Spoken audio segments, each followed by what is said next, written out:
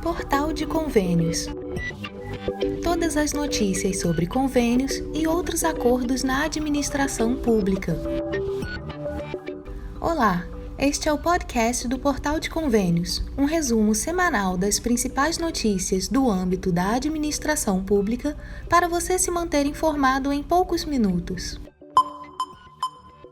13 municípios estão com bloqueio no FPM há mais de um mês. No dia 8 de novembro, a União transferiu 8,5 bilhões de reais aos municípios brasileiros, correspondentes à primeira parcela de novembro do Fundo de Participação dos Municípios, o FPM.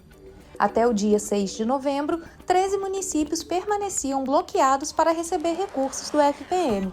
O que chama a atenção é que esses mesmos municípios estão sem acesso a esses repasses há mais de um mês. Desde 30 de setembro, essas 13 cidades não recebem os valores do fundo. Pelo menos 5 delas, como Penaforte, no Ceará, e Canarana, no Mato Grosso, estão sem o recurso desde a segunda parcela de setembro, transferida no dia 20 daquele mês. Segundo o especialista em orçamento público César Lima, há uma possibilidade de esses municípios terem alguma pendência a resolver com a União, seja previdenciária ou por não cumprimento de compromissos fiscais. Além disso, Lima explica que, como a partir do próximo ano começa uma nova legislatura municipal, a falta de resolução dessas pendências pode fazer com que os atuais prefeitos dessas cidades respondam a processos administrativos, caso não haja dinheiro suficiente em caixa para o início do próximo mandato. Segundo ele, isso pode causar, inclusive, inelegibilidade. Para os próximos gestores, é um complicador em termos de falta de recursos. Para os gestores que estão saindo, isso pode acarretar consequências mais graves, porque a lei de responsabilidade fiscal imprime que esses gestores que estão saindo deixem recursos suficientes no caixa para o início do ano que vem, para pagar as contas do início do ano que vem. Nas eleições municipais deste ano, 7 dos 13 municípios bloqueados escolheram novos prefeitos, ou seja, não tiveram candidatos ao executivo local reeleitos. Os 13 municípios da lista são Bela Cruz e Penaforte, no Ceará, Itaúsu, em Goiás, Itinga do Maranhão e Vila Nova dos Martírios, no mesmo estado, Catas Altas da Noruega, Jequeri e Itapira, em Minas Gerais, Canarana, no Mato Grosso, Monte Alegre do Piauí e Capitão de Campos, no mesmo estado, Guaraqueçaba, no Paraná e Cabo Frio, no Rio de Janeiro. Para desbloquear o repasse, o gestor público deve identificar o órgão que determinou o congelamento. Em seguida, deve conhecer o motivo e regularizar a situação. Vale lembrar que a Prefeitura não perde os recursos bloqueados de forma definitiva. Eles ficam apenas congelados enquanto as pendências não são regularizadas. Escola em tempo integral. MEC prorroga prazo para redistribuição de matrículas. O Ministério da Educação anunciou a prorrogação do prazo para que estados e municípios participem da fase de redistribuição de matrículas do ciclo 2024-2025 do programa Escola em Tempo Integral.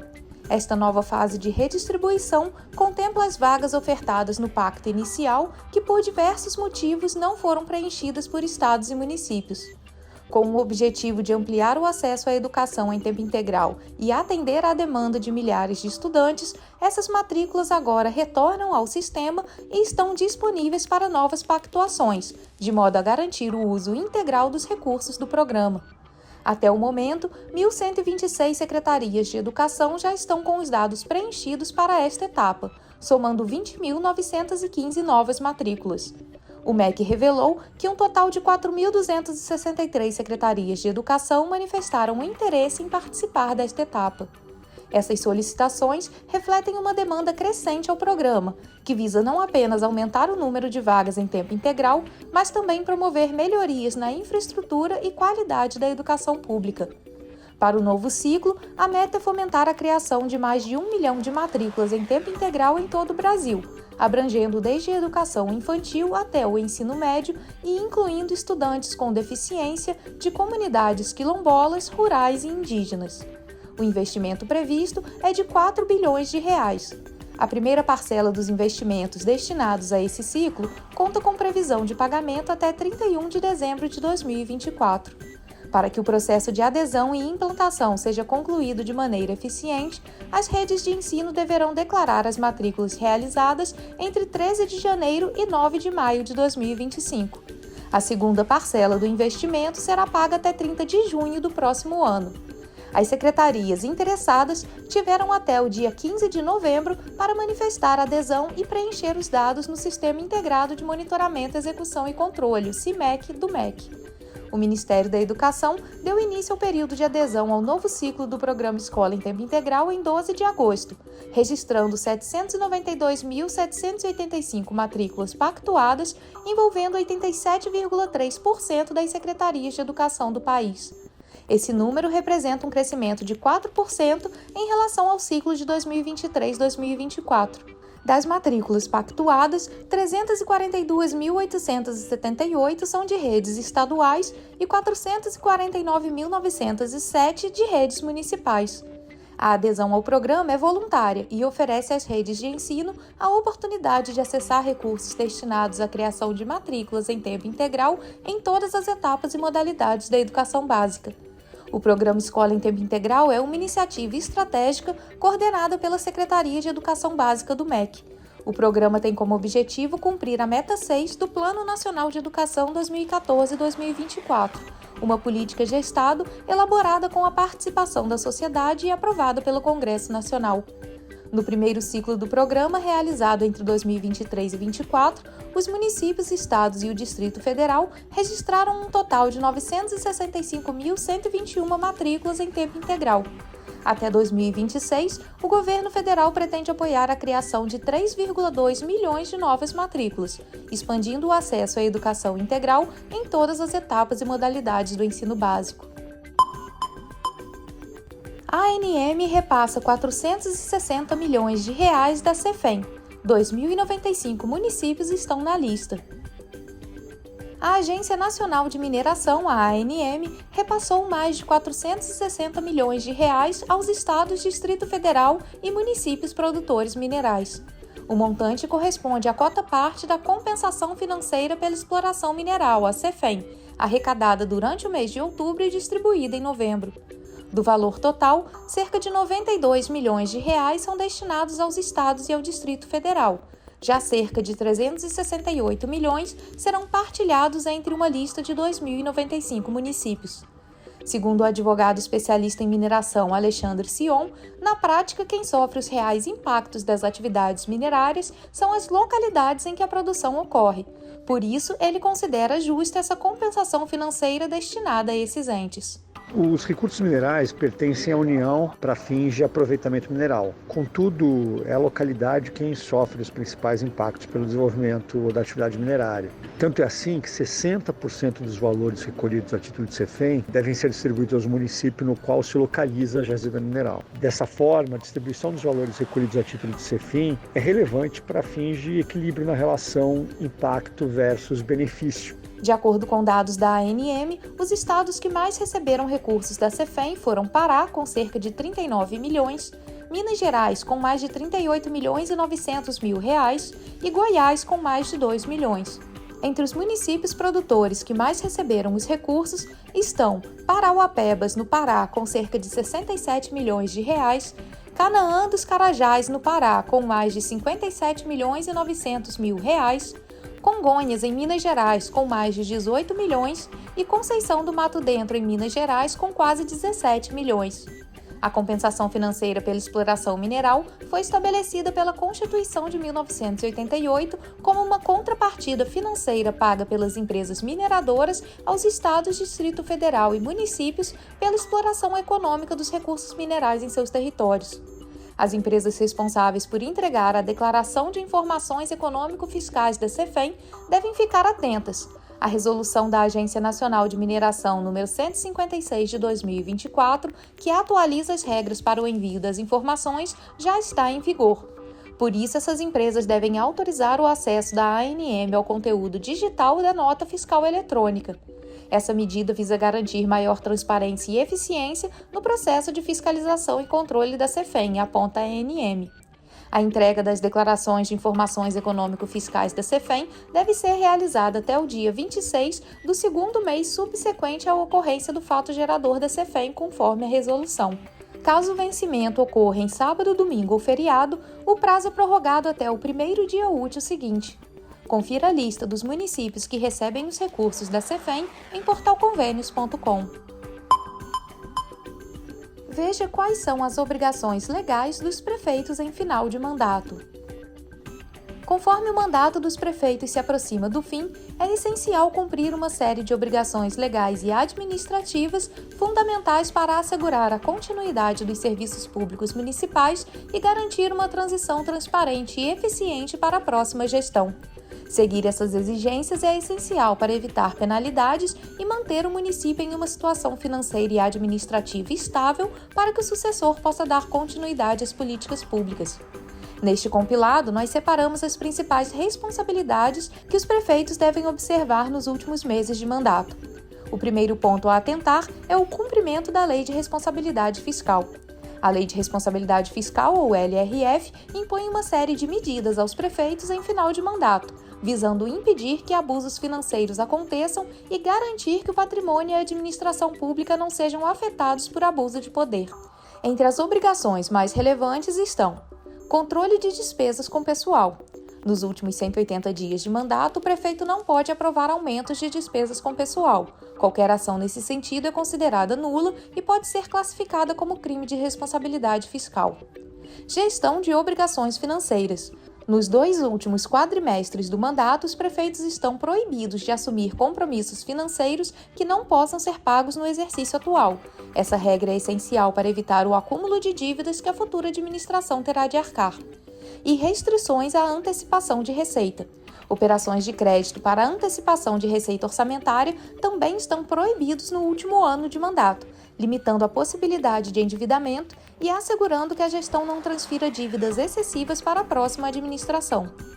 Outra responsabilidade a observar é o respeito à legislação eleitoral. Além da LRF, a legislação eleitoral impõe outras obrigações aos prefeitos no final de seus mandatos, especialmente durante o ano eleitoral. Entre essas restrições estão: proibição de distribuição de benefícios. A criação de novos programas de distribuição de bens ou benefícios, como cestas básicas, é proibida no ano eleitoral, salvo em situações excepcionais como calamidade pública ou programas que já estavam em execução. E limitações na publicidade institucional.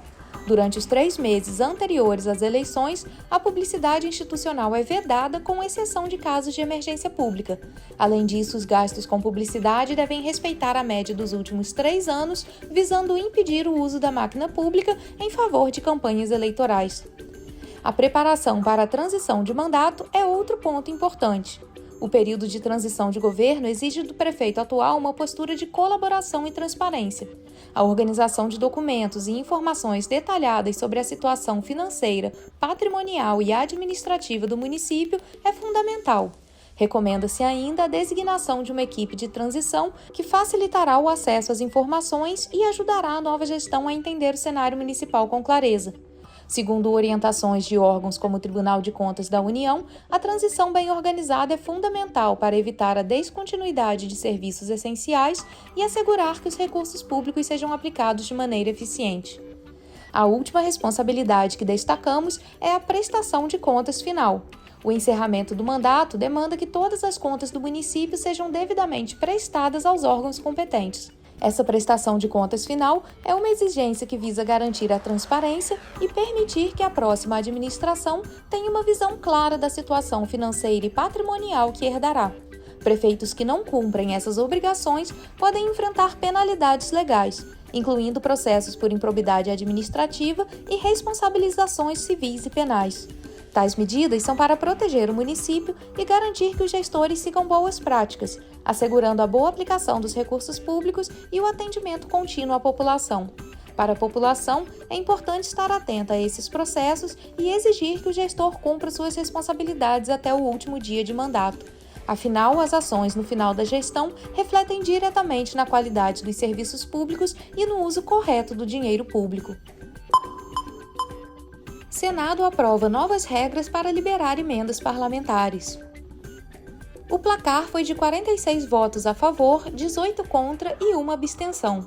Em consenso, os senadores optaram por adiar a análise dos destaques, os pedidos de alteração no texto, apresentados ao substitutivo do relator, senador Ângelo Coronel, do PSB da Bahia, que altera o projeto aprovado pela Câmara na semana anterior, o PLP 175 de 2024. O presidente do Senado, Rodrigo Pacheco, afirmou que o adiamento será importante para que se chegue a um acordo em relação aos destaques. A preocupação do presidente do Senado é garantir que as mudanças não impactem o texto acordado entre Senado, Câmara, Executivo Federal e Supremo Tribunal Federal. O projeto de lei proposto pelo deputado Rubens Pereira Júnior, do PT do Maranhão, busca solucionar o impasse relacionado ao pagamento das emendas individuais impositivas, incluindo as chamadas emendas PIX ou de transferência especial, que totalizam R$ 8 bilhões em 2024. A liberação dessas emendas está suspensa por determinação do ministro do STF, Flávio Dino, que exige a implementação de regras claras sobre rastreabilidade, transparência, controle social e impedimentos. Os senadores demonstram urgência na votação da proposta devido a obras paralisadas em municípios que estão sem receber os repasses há aproximadamente 4 meses. Atualmente, as emendas PIX permitem que recursos sejam transferidos diretamente para estados ou municípios sem a necessidade de formalização de convênios, ou seja, sem vinculação específica a projetos. No entanto, o PLP 175 de 2024 propõe mudanças significativas nesse processo. De acordo com ele, o autor da emenda deverá especificar o objeto e o valor da transferência ao ente beneficiado, seja Estado, Distrito Federal ou município. A destinação preferencial desses recursos será para a conclusão de obras inacabadas previamente propostas pelo próprio parlamentar. Além disso, terão prioridade as transferências para entes federativos que estejam em situação de calamidade pública. O relator, senador Ângelo Coronel, avalia que o projeto atende às exigências do STF de transparência e rastreabilidade, mas afirmou que as novas regras não vão impedir o mau uso das emendas parlamentares, como apontou a Controladoria Geral da União.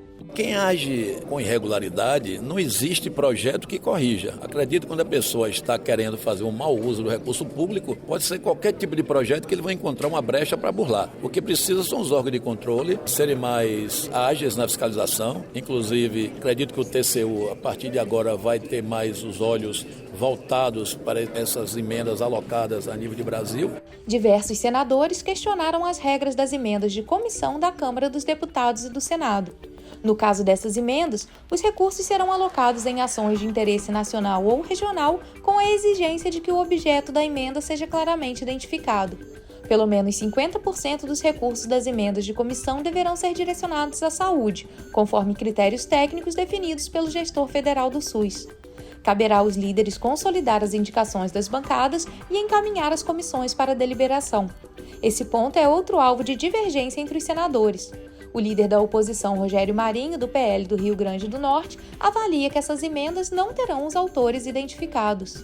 Não, porque as emendas de comissão continuam da mesma forma, só mudou a maneira que está sendo apresentada. Ao invés de serem do relator do orçamento, passam a ser dos líderes partidários que estão fazendo as indicações, mas ainda não mostram de que maneira esses recursos vão ser divididos com os parlamentares. Durante a sessão, a principal controvérsia, na verdade, girou em torno da reinserção do termo bloqueio no substitutivo apresentado pelo senador Ângelo Coronel. No projeto original, esse termo permitia cortes nas verbas parlamentares, tanto em casos de queda de receitas quanto de aumento de despesas. Na Câmara dos Deputados, o termo foi substituído por contingenciamento, limitando os cortes apenas a situações de redução de receitas. A nova redação proposta por Coronel autoriza tanto o contingenciamento quanto o bloqueio de emendas parlamentares, estabelecendo que esses ajustes ocorram na mesma proporção aplicada às demais despesas não obrigatórias do governo. Mas a preocupação de parlamentares é que o bloqueio leve ao cancelamento das emendas em caso de não cumprimento da meta fiscal do governo. Rogério Marinho destacou que, embora o contingenciamento de recursos seja constitucional e legítimo, a proposta atual vai além, permitindo o bloqueio de recursos sem qualquer tipo de controle. Foram discutidas ainda as emendas de bancada. O projeto original previa de 4 a 8 emendas de bancada segundo o tamanho da população de cada estado, mas os deputados alteraram a proposta para fixarem 8 emendas para cada bancada estadual. O texto alternativo do relator ampliou o número para 10. Essas emendas são impositivas, ou seja, de execução obrigatória.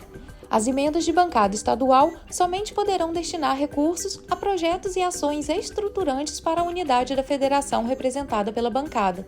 Outra possibilidade de aplicação desse tipo de emenda será em ações e equipamentos públicos prioritários para a bancada estadual. Mas, nesse caso, os recursos não podem atender a demandas ou indicações isoladas de cada parlamentar. O projeto de lei admite também a possibilidade de divisão do valor da emenda parlamentar, mas nesse caso, cada parte independente não pode ser inferior a 10% do valor total da emenda, exceto para ações e serviços públicos de saúde. Quanto à fiscalização, o texto prevê que os recursos repassados por meio de emendas PIX ficam sujeitos à apreciação do Tribunal de Contas da União. O ente beneficiado com a emenda PIX deve indicar no portal sobre transferências e parcerias da União, o TransfereGov, a agência bancária e a conta corrente específica para depósito. Além disso, precisa comunicar ao TCU, ao respectivo legislativo e aos tribunais de contas estaduais ou municipais em 30 dias o valor recebido, o plano de trabalho do objeto e o cronograma de execução. No que diz respeito a limites, para o exercício de 2025, o limite para emendas parlamentares considerará o teto previsto na Constituição para as emendas impositivas, acrescido de 11,5 bilhões para as emendas não impositivas. O limite para as emendas individuais e de bancadas estaduais deve seguir as regras do regime fiscal sustentável previstas na Lei Complementar 200 de 2023, do novo arcabouço fiscal. No caso das emendas de comissão, que não são impositivas, o cálculo é diferente.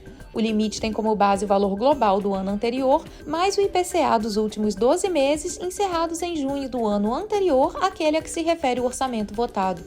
Todas as emendas parlamentares ficam ainda sujeitas a hipóteses de impedimento técnico.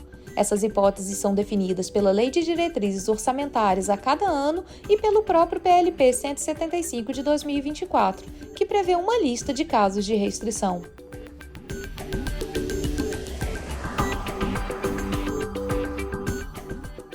Você ouviu mais um podcast do Portal de Convênios, te atualizando sobre projetos, prazos e ações em administração pública. Continue se informando em nosso site portalconvenios.com. Até a próxima!